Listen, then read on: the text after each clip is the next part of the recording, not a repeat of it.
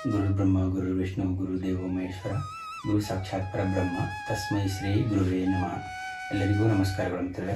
ಜ್ಯೋತಿಷ್ಯ ಎಂದರೇನು ಅಂತ ಹೇಳ್ಕೊಟ್ಟಿದ್ದೆ ಲಾಸ್ಟ್ ಸೆಷನಲ್ಲಿ. ಇವತ್ತು ಫಸ್ಟ್ ಜ್ಯೋತಿಷ್ಯ ಎಲ್ಲಿಂದ ಸ್ಟಾರ್ಟ್ ಆಗುತ್ತೆ.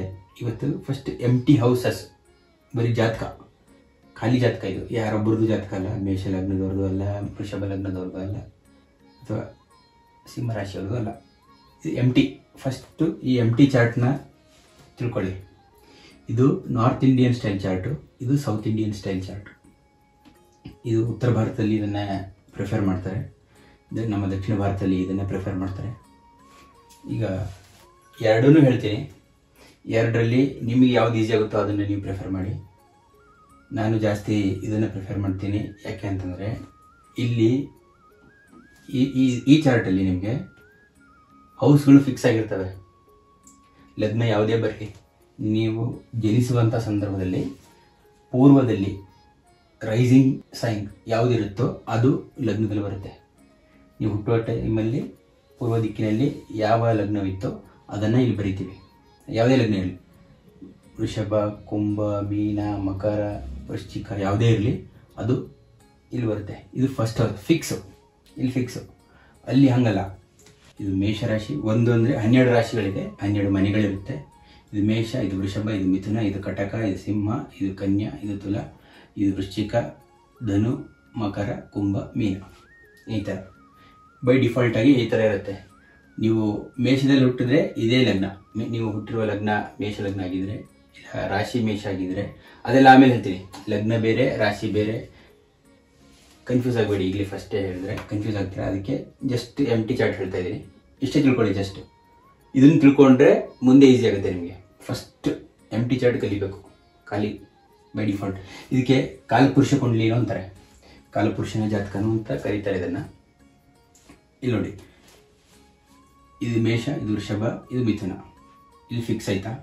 ಈಗ ನೀವು ವೃಶ್ಚಿಕ ರಾಶಿಯಲ್ಲಿ ಹುಟ್ಟಿದಾಗ, ಇಲ್ಲ ವೃಶ್ಚಿಕ ಲಗ್ನದಲ್ಲಿ ಹುಟ್ಟಿದಾಗ, ಲಗ್ನ ಆವಾಗ ಇಲ್ಲಿ ಲಗ್ನ ಅಂತ ಬರುತ್ತೆ. ವೃಶ್ಚಿಕ ಲಗ್ನ ಆಗಿ ಧನು ರಾಶಿನೂ ಆಗ್ಬೋದು, ಇಲ್ಲ ಮಕರನೂ ಆಗ್ಬೋದು. ಚಂದ್ರ ಎಲ್ಲಿದ್ದಾನೆ ನೋಡ್ಕೋಬೇಕು. ಚಂದ್ರನ ಪ್ಲೇಸ್ಮೆಂಟಿಂದ ರಾಶಿ ಕಂಡಿದ್ದೀವಿ. ಲಗ್ನ ಬೆಳಗ್ಗೆ ನೀವು ಹುಟ್ಟುವ ಟೈಮಲ್ಲಿ, ಬೆಳಗ್ಗೆ ಅಲ್ಲ, ನೀವು ಹುಟ್ಟುವ ಟೈಮಲ್ಲಿ ಈಸ್ಟರ್ನ್ ಹೊರೈಸನಲ್ಲಿ ಯಾವ ರಾಶಿ ಇರುತ್ತೋ ಅದನ್ನು ಲಗ್ನ ಅಂತೀವಿ. ಅಂದರೆ ಲಗ್ನ ಇನ್ ದ ಸೆನ್ಸ್ ಟೈಮ್. ನೀವು ಹುಟ್ಟೋ ಟೈಮಲ್ಲಿ ಯಾವ ರಾಶಿ ಇತ್ತು, ಯಾವ ದಿಕ್ಕಲ್ಲಿ, ಈಸ್ಟರ್ನ್ ಹೊರೈಸನಲ್ಲಿ, ಅದರಿಂದ ಆಗುತ್ತೆ ರಾಶಿ. ಫಾರ್ ಎಕ್ಸಾಂಪಲ್ ಇಲ್ಲಿ ಚಂದ್ರ ಇದ್ದಾಗ ಚಂದ್ರರಾಶಿ, ಆವಾಗ ಏನಾಗುತ್ತೆ, ವೃಶ್ಚಿಕ ಲಗ್ನ ಚಂದ್ರರಾಶಿ. ಈ ಥರ ಇದೊಂದು ಚಾರ್ಟು. ಇಲ್ಲಿ ನೋಡಿ, ಲಗ್ನ ಚೇಂಜ್ ಆಯ್ತಲ್ವಾ. ಸೇಮ್ ಅದೇ ಥರ ಕುಂಭ ಲಗ್ನ ಆದರೆ ಇಲ್ಲಿ ಬರುತ್ತೆ, ಲಗ್ನ ಇಲ್ಲಿ ಬರುತ್ತೆ. ಆವಾಗ ಇದು ಕುಂಭ ಲಗ್ನ ಆದಾಗ ಇದು 2ನೇ ಮನೆ ಅಂತ ಕೌಂಟ್ ಮಾಡಬೇಕಾಗುತ್ತೆ. ಆ್ಯಕ್ಚುಲಿ ಬೈ ಡಿಫಾಲ್ಟ್ ಆಗಿದ್ದು 2ನೇ ಮನೆ. ಇದು ಲಗ್ನ ಆದಾಗ 2ನೇ ಮನೆ ಇದಾಗುತ್ತೆ, 3 ಇದಾಗುತ್ತೆ, 4 ಇದಾಗುತ್ತೆ. ಆವಾಗ ಆಟೋಮೆಟಿಕಲಿ ಕೇಂದ್ರ ಚೇಂಜ್ ಆಗೋಯ್ತು.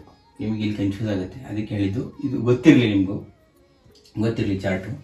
ಇದು ತುಂಬ ಅಡ್ವಾನ್ಸ್ ಲೆವೆಲ್. ಇದು ದಕ್ಷಿಣ ಭಾರತ ಹಾಗೂ ಉತ್ತರ ಭಾರತದ ಜ್ಯೋತಿಷ್ಯಗಳಿಗೆ ಹೋಲಿಸ್ಕೊಂಡ್ರೆ ದಕ್ಷಿಣ ಭಾರತದ ಜ್ಯೋತಿಷ್ಯ ತುಂಬ ಅಡ್ವಾನ್ಸ್ ಆಗಿದೆ. ಅದೂ ಇದೆ, ಇದೂ ಇದೆ. ಅಂದರೆ ಇದು ಸ್ವಲ್ಪ ತುಂಬ ಟಫ್, ಕಾಂಪ್ಲಿಕೇಟೆಡ್, ಹೈಯರ್ ಸ್ಟಡೀಸ್ ಇದ್ದಂಗೆ ಇದು ಈ ಚಾರ್ಟ್. ಅದು ನೀವು ಫಸ್ಟ್ ಇದನ್ನು ಕಲೀರಿ. ನಿಮಗೆ ಇಲ್ಲ ನಾನು ಫಸ್ಟೇ ಇದೇ ಕಲಿತೀನಿ, ಇದೇ ಈಸಿ ಇದೆ ಅಂದರೆ ಇದನ್ನು ಪ್ರಿಫರ್ ಮಾಡ್ಬೋದು. ಇದು ತುಂಬ ಕಷ್ಟ ಆಗುತ್ತೆ, ನನಗೆ ತುಂಬ ಕಷ್ಟ ಆಗಿತ್ತು ಇದು. ಇದು ಈಸಿ ಆಗುತ್ತೆ, ಇದನ್ನು ಹೇಳ್ಕೊಡ್ತೀನಿ. ಈಗ ಇದು ನೋಡಿ,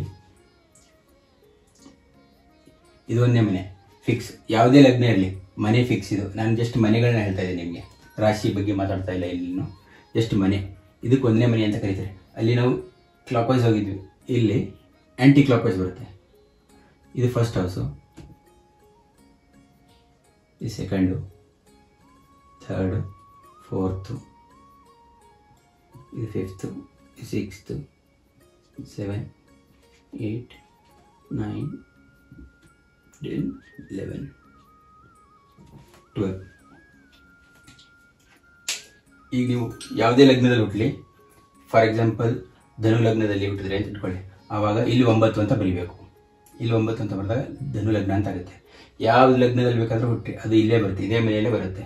ಇದು ಊರಿದ್ದಂಗೆ ಫಿಕ್ಸ್. ಇದು ಇಲ್ಲಿ ಮನೆ ಲಗ್ನ ಚೇಂಜ್ ಆಗಲ್ಲ. ಇಲ್ಲಿ ನಮ್ಮಲ್ಲಿ ಲಗ್ನ ಚೇಂಜ್ ಆಗುತ್ತೆ. ನಾವು ಬೇರೆ ಲಗ್ನ ಮೇಷ ಲಗ್ನದಲ್ಲಿ ಹುಟ್ಟಿದ್ರೆ ಇಲ್ಲಿ 1 ನಂಬರ್ ಇದೆಯಲ್ವಾ, ಈಗ ಸದ್ಯಕ್ಕೆ ಮೇಷ ಲಗ್ನ ಅಂತ ಇಟ್ಕೊಳ್ಳಿ.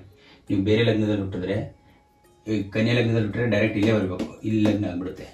ಇಲ್ಲ ಹಂಗಲ್ಲ, ನೀವು ಯಾವುದೇ ಲಗ್ನದಲ್ಲಿ ಹುಟ್ಟಿದ್ರು ಫಸ್ಟ್ ಹೌಸ್ ಈಸ್ ದ ಲಗ್ನ ಹೌಸ್.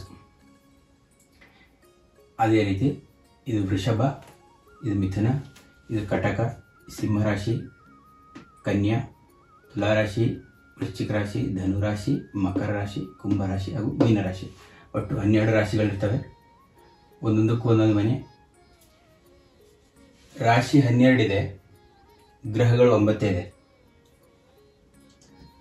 ರಾಶಿ 12, ಗ್ರಹಗಳು 9. ಏನಾಗುತ್ತೆ ಅಂತಂದರೆ, ಕೆಲವೊಂದು ಗ್ರಹಗಳಿಗೆ ಫಾರ್ ಎಕ್ಸಾಂಪಲ್ ಕುಜನಿಗೆ 2 ಮನೆಗಳಿದೆ, ಬುಧನಿಗೆ 2 ಮನೆಗಳಿದೆ, ಶುಕ್ರನಿಗೆ 2 ಮನೆಗಳಿದೆ, ಶನಿಗೆ 2 ಮನೆಗಳಿದೆ, ಸೂರ್ಯಚಂದ್ರರಿಗೆ ಒಂದೊಂದೇ ಮನೆ. ಅದನ್ನು ಮತ್ತೆ ತಿಳಿಯೋಣ ರಾಶಿಗಳ ಟೈಮಲ್ಲಿ. ಸದ್ಯಕ್ಕೆ ಇಷ್ಟು ಚಾರ್ಟ್ ನೆನಪಿಟ್ಕೊಳ್ಳಿ. ಇದನ್ನು ತರವಾಗಿ ಫಸ್ಟು ಒಂದು 2-3 ಸಲ ಪ್ರಾಕ್ಟೀಸ್ ಮಾಡಿ ಚಾರ್ಟ್ ಡ್ರಾ ಮಾಡಿ ನೀವೇ. North Indian chart, south Indian chart ಎರಡೂ ಮಾಡಿಕೊಂಡು ಎಲ್ಲ ಕಡೆ ಲಗ್ನಗಳ ಪ್ಲೇಸ್ಮೆಂಟ್ ಚೇಂಜ್ ಮಾಡ್ಕೊಂಡು ನೋಡಿ, ಆವಾಗ ಗೊತ್ತಾಗುತ್ತೆ, ಈಸಿ ಆಗುತ್ತೆ. ಇದು ಏನಂತಂದರೆ, ನಮಗೆ ಸ್ಟಡಿ ಮಾಡೋದಕ್ಕೆ ಈ ಥರ ನಾವು ಚಾರ್ಟ್ ಹಾಕ್ಕೊಂಡಿದ್ದೀವಿ. ಇದು ಆ್ಯಕ್ಚುಲಿ ಏನಿದು, ಯಾಕೆ ಈ ಥರ ಸ್ಕ್ವಯರ್ ಮಾಡಿದ್ದಾರೆ, ಹಿಂಗೆ ಯಾಕೆ ಮಾಡಿದ್ದಾರೆ ಅಂತಂದರೆ, ಇವು ಕೇಂದ್ರದ ಹೌಸ್ಗಳು. 1, 4, 7, 10 ಇವು ಕೇಂದ್ರದ ಹೌಸ್ಗಳು. 1, 4, 7, 10 ಈ 4 ಮನೆಗಳು very very very important, very very auspicious in the birth chart. ಇವುಗಳಿಗೆ ಎಷ್ಟು ಪ್ರಾಮುಖ್ಯತೆ ಇದೆ ಅನ್ನೋದು ನಿಮಗೆ, ಮನುಷ್ಯನಿಗೆ ರಾಜಯೋಗಗಳು ಹೇಗೆ ಕೆಲಸ ಮಾಡ್ತವೆ, ರಾಜಯೋಗ ಇದ್ದಾಗ ಅವನು ಯಾವ ಮಟ್ಟಕ್ಕೆ ರಾಜಯೋಗ ಇದೆ ಅನ್ನೋದು ಈ ಹೌಸ್ಗಳಿಂದ ಗೊತ್ತಾಗುತ್ತೆ. ಇಲ್ಲಿ ರಾಜಯೋಗಗಳಿದ್ದು ಶುಭ ಗ್ರಹಗಳ ದೃಷ್ಟಿ ಬಿದ್ದಾಗ ಅದರಲ್ಲಿ ಸ್ಟ್ರೆಂತ್ ಜಾಸ್ತಿ ಬರುತ್ತೆ ಅವಾಗ. ಹಾಗೆಯೇ 1, 5, 9 ಇವು ಕೇಂದ್ರಗಳು. ಇವು ತ್ರಿಕೋಣಗಳು 1, 4, 7, 10 ಕೇಂದ್ರ. ಇವು ಕೇಂದ್ರಗಳು 1, 4, 7, 10.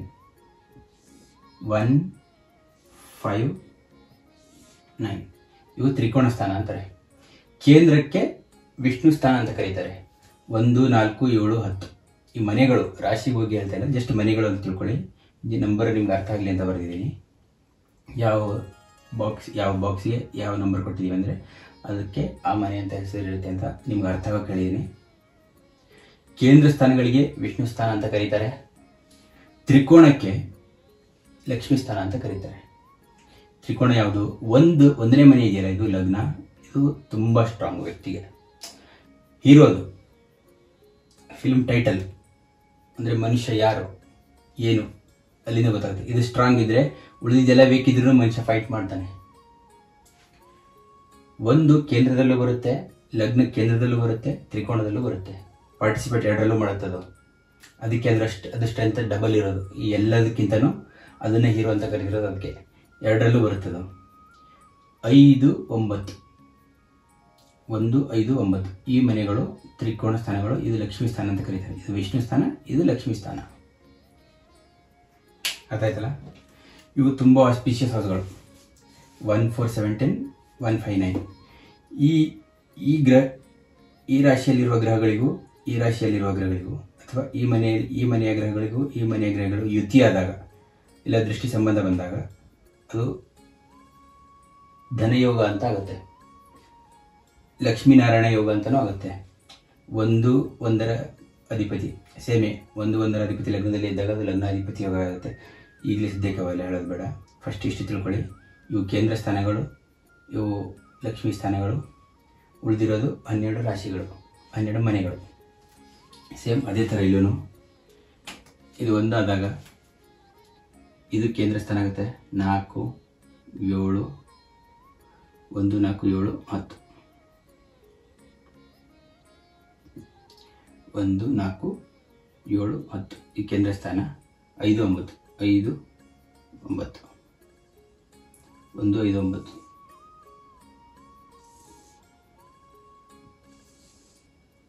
ಇದು ತ್ರಿಕೋಣ. ಇದು ಕೇಂದ್ರ. 1, 10, 7, 4 ಇದು ಕೇಂದ್ರ ಸ್ಥಾನ ಹಾಗೂ 1, 5, 9 ಲಕ್ಷ್ಮೀ ಸ್ಥಾನಗಳು. ಇದಿಷ್ಟು ನೆನಪಿಟ್ಕೊಳ್ಳಿ. ಇದು ಡಿಫಾಲ್ಟ್ ಚಾರ್ಟು. ಬೈ ಡಿಫಾಲ್ಟಾಗಿ ಕಾಲಪುರುಷನ ಜಾತಕ ಆಗಿರೋದ್ರಿಂದ ಪ್ರಥಮ ಸ್ಥಾನದಲ್ಲಿ ಮೇಷ ಅಂತ ಬರುತ್ತೆ. ಮೇಷ ಲಗ್ನ, ಮೇಷ ರಾಶಿ ಆಗಿರ್ಬೋದು. ಮೇಷ ರಾಶಿ ಇದೆ ಈಗ ಇದರಲ್ಲಿ 1ನೇ ಮನೆಯಲ್ಲಿ. ಇದೊಂದು ಚಾರ್ಟು. ಇವತ್ತು ಇಷ್ಟು ಕಲೀರಿ. ಮತ್ತು ರಾಶಿಯ ಅಧ್ಯಯನ ನಾಳೆ ನೋಡೋಣ. ಎಲ್ಲರಿಗೂ ನಮಸ್ಕಾರ.